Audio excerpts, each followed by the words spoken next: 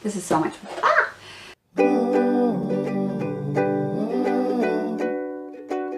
Hey everyone, and welcome back.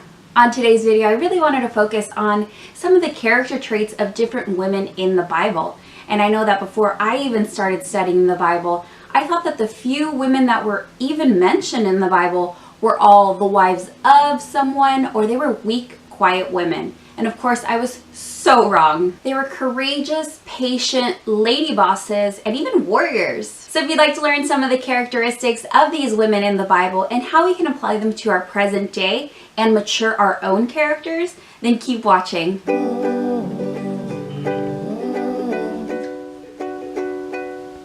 The first is Deborah, the boss lady and the warrior. So I'll start with her because she's the longest of all of my points. The Israelite rulers that were appointed as assistants way back in the day of Moses to help him resolve and settle disputes among the Hebrews were known as judges, and all of them were men. And many of these judges were considered prophets that spoke the word of God because they would pray for guidance from God before they made any of their rulings. And Deborah was one of these rulers or judges. Okay, I'll try to make this as not confusing as possible.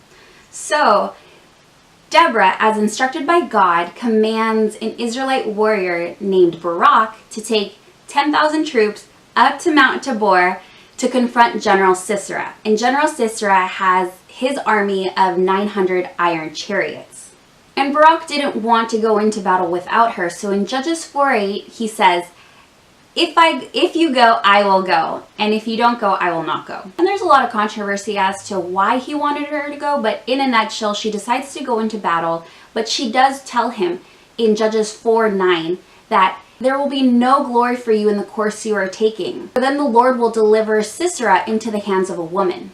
And even though I thought the woman that was being referred to was going to be Deborah, it actually ends up being someone else. So it turns out to be a rainy, muddy war, and the Israelites win, but General Sisera, who's the general of the opposing troops, ends up seeking sanctuary in the tent of Yael, which is the clan leader's wife. She ends up killing him in his sleep, and she's the one who ends up gaining all of the fame for killing General Sisera, which totally diminishes Barak's fame for having defeated the army. And this is exactly what Deborah had just predicted. And of course, there's way more detail in Judges 4 and 5, so go ahead and read that just to get a better understanding of the story. I think it's such a great story. So Deborah's courage and wisdom in calling up an army to break the control of the opposition actually gave the Israelites 40 years of peace. And Deborah is the only woman in the entire Old Testament who gained notoriety and recognition based on her own merit and not her relationship to a man. Sometimes it's scary to try new things. I know for me, I'll say, oh, I'll try this new thing when I reach this point in my life.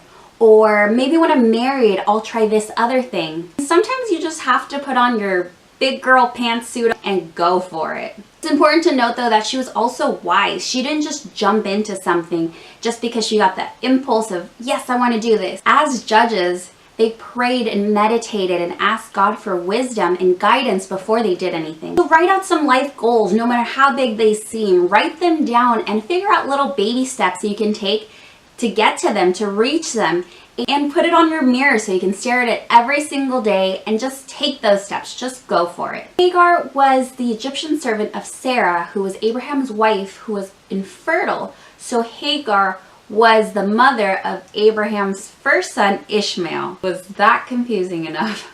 And Hagar ended up being sent away by Sarah into the desert, but God promised her that she would be the mother of a great nation, which also paralleled what God said to Abraham. And even though Hagar experienced injustice, prejudice, despair, and just unfair treatment, she trusted in God. And life can be super tough, but granted, I'm pretty sure not everybody watching this video is a servant of a super mean lady, and they also happen to be that lady's husband's baby mama. I'm just kidding.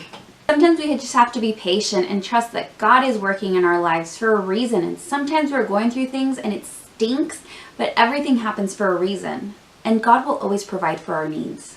But don't just sit and be like, well, God is going to provide for my needs. I'm just going to hang out here and let him do his thing. Pray, journal, vent with your sisters or just with somebody you trust, and be proactive and don't just sit around. Be disciplined and do different things while you wait. And the last woman I'll be talking about in the Bible for part 1 of this video is Queen Esther. Adopted by her cousin Mordecai, Esther was a beautiful Jewish girl who was married to King Ahasuerus? Can't pronounce it.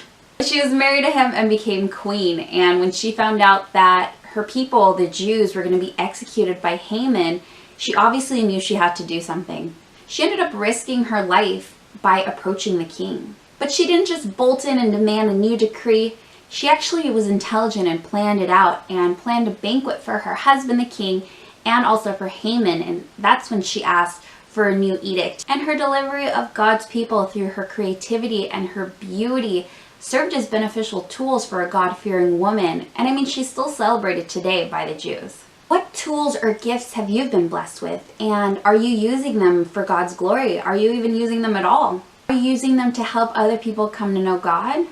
It can be super scary to step out of your comfort zone and use your gift or whatever you've been blessed with to reach other people out of fear of rejection or embarrassment, or what if somebody says no or they don't like it. But if we think of Queen Esther, she was risking her life. And I mean, personally, I've never been in a situation where if I didn't do something, hundreds of millions of people were going to die. Just have courage and pray, seek advice, and just do it. I mean, the worst that can happen is somebody says no and you're back to square one, which is where you already were, so it's fine. And these are just 3 women in the Bible that to me displayed amazing character traits that we can all apply to our lives today. How can you be wise, patient, and courageous? And what are some character traits that you admire from women in the Bible? Please be sure to let me know in the comment section below. For the next video, I'll be continuing part 2 with 3 or 4 other women in the Bible that also have other character traits that we can apply to our lives today. I hope you were able to learn something new today, and if you haven't already done so, I ask that you please subscribe to this channel and also please like this video. And please let me know in the comment section if there's any specific topic for a video you'd like to see. As always, love you to eternity, and until next time, bye everyone!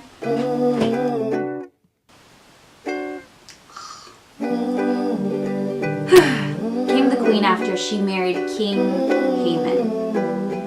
Oh no, that's a bad guy. Ahasuerus.